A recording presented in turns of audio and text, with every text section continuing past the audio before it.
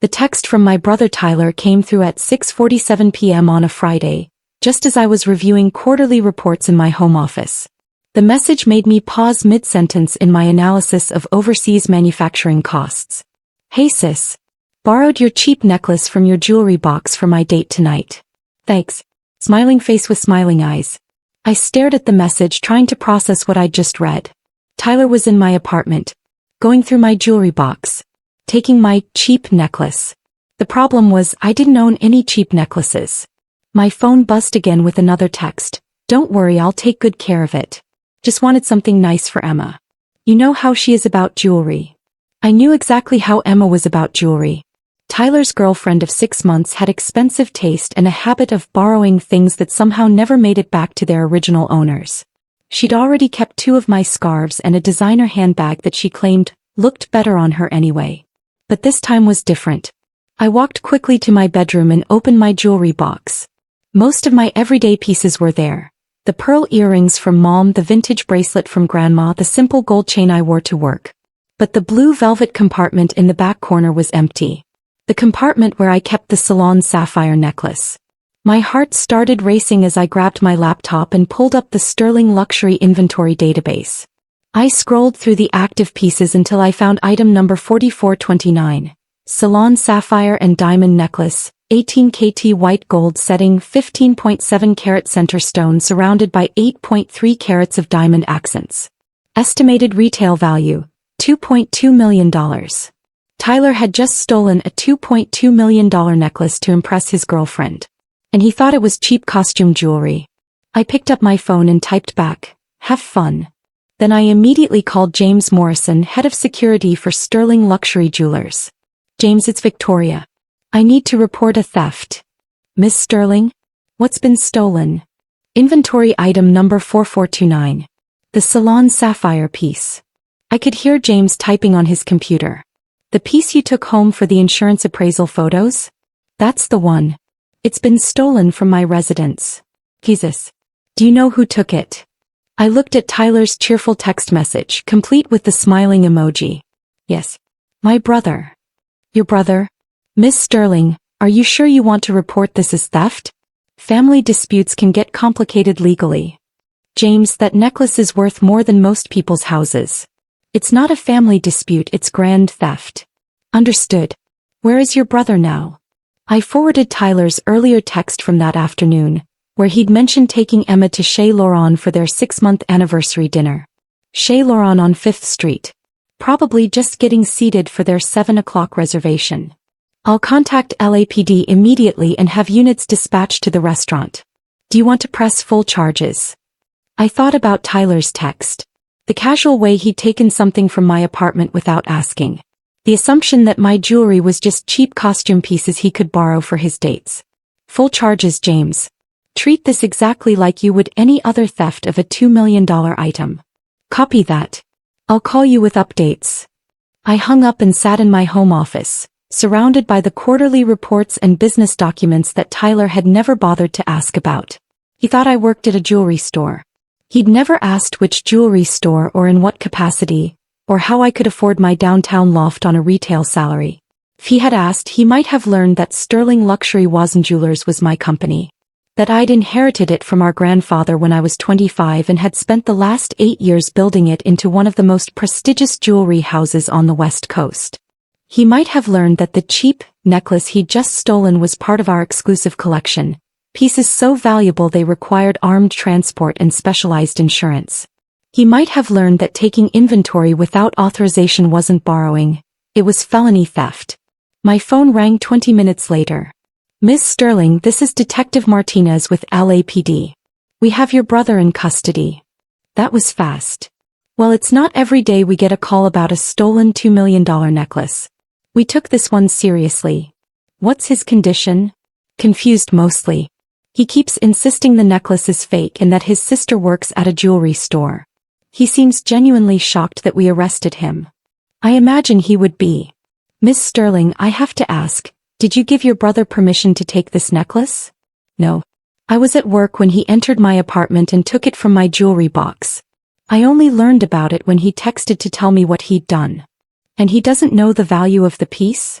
Detective, my brother thinks I'm a retail employee living paycheck to paycheck. He has no idea what I actually do for a living. Which is, I own Sterling Luxury Jewelers. The necklace he took is part of our private collection. There was a pause. You own the company?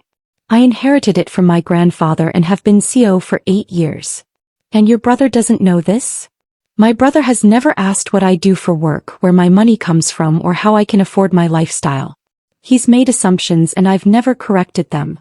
Why not? I looked around my home office at the awards on the walls from industry organizations, the photos of me with celebrity clients, the framed Forbes article about young female entrepreneurs in luxury goods. Because I wanted to see if my family would love me for who I am, not what I own. And the test didn't go well? My brother just stole from me because he assumed I had nothing worth protecting. Detective Martinez was quiet for a moment. Miss Sterling, your brother is asking to speak with you. He's pretty shaken up. I imagine he is. Will you come down to the station? I checked my watch. It was almost 9 o'clock. Tyler and Emma's romantic anniversary dinner had been thoroughly ruined. I'll be there in 30 minutes. The precinct was busy for a Friday night, filled with the usual mix of petty criminals and unfortunate tourists. I found Detective Martinez at his desk, a tired-looking man in his 40s who handled white-collar crime. Miss Sterling? Detective Martinez. He stood and shook my hand. Your brother is in interview room 2. He's been asking for you for the past hour. How's his girlfriend handling this? She's upset. Keeps demanding to know why we're treating this so seriously. Apparently she told other diners at the restaurant that the necklace was fake. Of course she did. The restaurant staff confirmed your brother was wearing a very expensive-looking sapphire necklace. Several patrons took photos when the arrest happened. This is going to make the news. I hadn't considered that angle. Local news. Probably. $2 million necklace theft at upscale restaurant is exactly the kind of story they love. Detective Martinez led me to a small room where Tyler sat at a metal table, still wearing his dress shirt and tie from the interrupted date. His hands were cuffed to the table and he looked smaller somehow, like a kid who'd been caught stealing candy. Victoria. He looked up when I entered. Thank God. Can you please tell them this is all a misunderstanding? I sat down across from him. What kind of misunderstanding, Tyler? The necklace. They're saying it's worth $2 million, which is insane. It's just some costume jewelry you keep in your bedroom. Why did you think it was costume jewelry? Because you work at a jewelry store, Vic. You're not exactly making big money, right? I figured it was just some knockoff piece you got from work. Tyler, what jewelry store do I work at? He looked confused by the question. I don't know. Some local place downtown. You never talk about work. Have you ever asked? Asked what? Asked where I work. Asked what I do.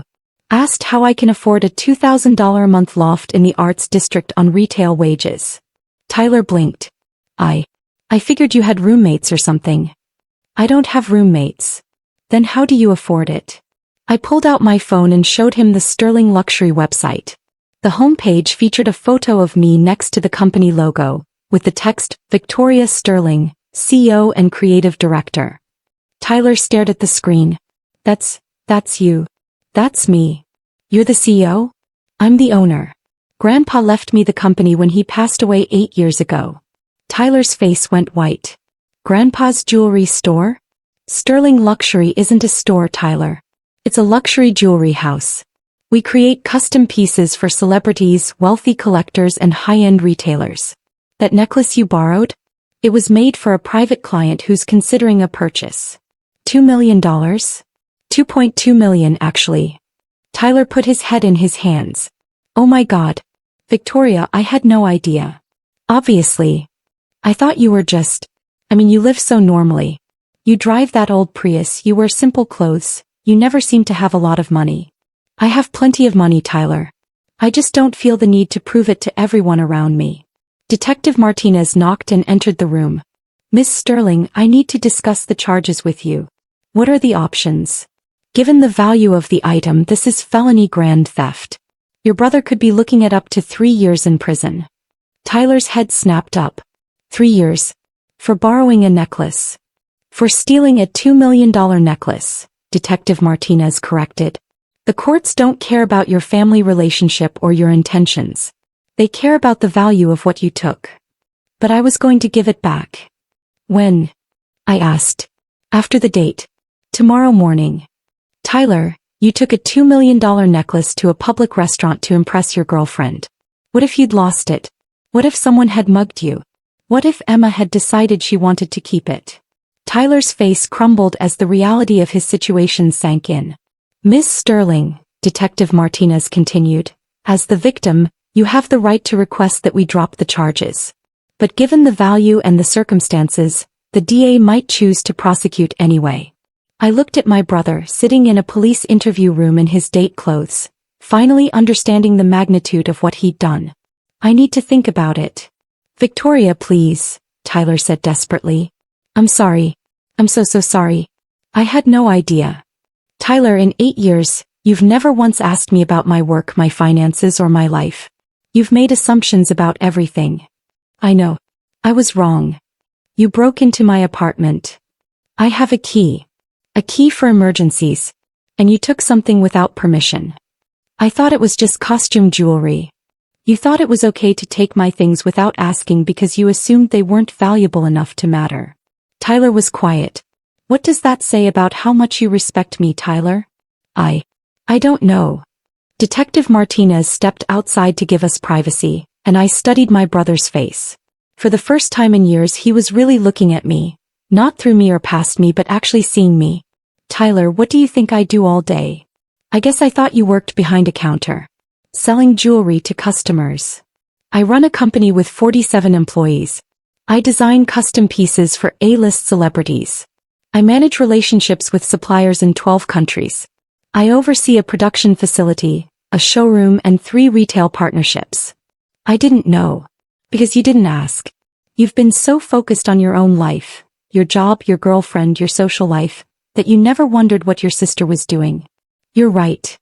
Tyler, that necklace you took represents 6 months of work. The design, the sourcing, the craftsmanship. It's not just jewelry, it's art. I understand now. Do you? Because this isn't just about the necklace. It's about the fact that you thought so little of my possessions that you could just take them. Tyler was crying now. Victoria, I'm so sorry. I know I screwed up. I know I disrespected you. But please don't let them send me to prison. I'll do anything to make this right. I looked at my little brother who was only 3 years younger but had somehow managed to stay completely oblivious to my success for nearly a decade. What would make this right, Tyler? I don't know. Pay you back. With what money? You work in pharmaceutical sales and you just spent $300 on dinner to impress a girl. I'll get a loan. A $2 million loan? Tyler, you don't understand the scale of what you've done. Then tell me what to do.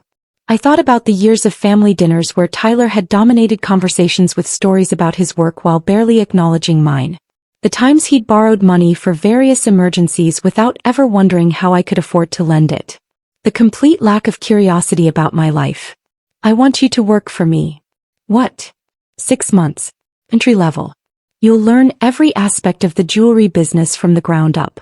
You'll understand what goes into creating pieces like the one you stole. Victoria, I don't know anything about jewelry. You'll learn. And Tyler? You'll be paid minimum wage. His eyes widened. Minimum wage? You took a $2 million necklace because you assumed it was worthless. You need to understand the value of things, including work. But my job at Pfizer. We'll have to wait. This is the deal, Tyler. 6 months working for me, learning to respect what I do, or 3 years in prison for grand theft. Tyler was quiet for a long moment. What about Emma? What about her? She's going to be so embarrassed. Everyone at the restaurant saw me get arrested. Tyler, your girlfriend watched you steal jewelry from your sister to impress her. If she's embarrassed, maybe she should reevaluate her priorities. She didn't know I was stealing it. She knew you were taking things from my apartment without asking. She's kept my scarves and purse for months. Tyler looked genuinely surprised. She kept your stuff? You didn't know? I thought you'd given those to her. When did I give Emma permission to keep my belongings? The realization was dawning on Tyler's face. She said you told her she could have them. I never told her any such thing. So she's been stealing from you too? Apparently. Tyler put his head back in his hands. God, Victoria. What kind of people have we become? I don't know, Tyler. You tell me. Detective Martinez returned with paperwork. Miss Sterling, have you decided about the charges? I looked at my brother one more time. I want to drop the felony charges on the condition that my brother enters into a restitution program. What kind of restitution? 6 months of community service, working for my company to understand the value of what he took. That's unusual, but if both parties agree. Tyler, do you agree to these terms? Yes. Absolutely yes. And you'll return Emma's borrowed items to me? Tonight. As soon as I get out of here. Detective Martinez started preparing the paperwork. Mr. Sterling, you're lucky to have a sister who's willing to work with you on this. I know. 2 hours later we left the police station together. Tyler had been officially released into my custody, and the necklace was safely returned to Sterling Luxury's secure storage. Victoria, Tyler said as we walked to my car, I need to ask you something. What? Are you really worth millions of dollars? I pulled up my phone and showed him the most recent Forbes article about Sterling Luxury's growth. The company's valued at about $60 million. My personal net worth is around $40 million. $40 million. Give or take. Tyler stopped walking. And I've been borrowing $20 from you for gas money. You have. Thick. I'm such an idiot. You're not an idiot, Tyler. You're just self-absorbed. There's a difference. We drove in silence for several minutes before Tyler spoke again. What's my job going to be? You'll start in the workshop learning how jewelry is made. Then you'll move to inventory management, client services, and eventually sales. By the end of 6 months, you'll understand every aspect of the business. And then you'll have learned to respect what other people do for a living. Including your sister. Victoria. Yeah. I'm really sorry. Not just for taking the necklace, but for never seeing you. For never asking about your life or caring about your success. I know. How do you know? Because you're here, Tyler. You could have called Dad to bail you out or hired a lawyer or blamed me for overreacting. Instead, you're accepting responsibility and trying to make it right. I want to make it right. Good. Because Monday morning at 7 a.m., you start learning what it really takes to create something worth $2 million. Tyler nodded. I'll be there. And for the first time in years, I believed my little brother was finally ready to grow up. 6 months later, Tyler had become one of my most dedicated employees. He understood the craftsmanship, the artistry, and the business acumen required to succeed in luxury goods. More importantly, he understood his sister. The necklace that started it all sold to a private collector for $2.4 million. Tyler helped coordinate the sale.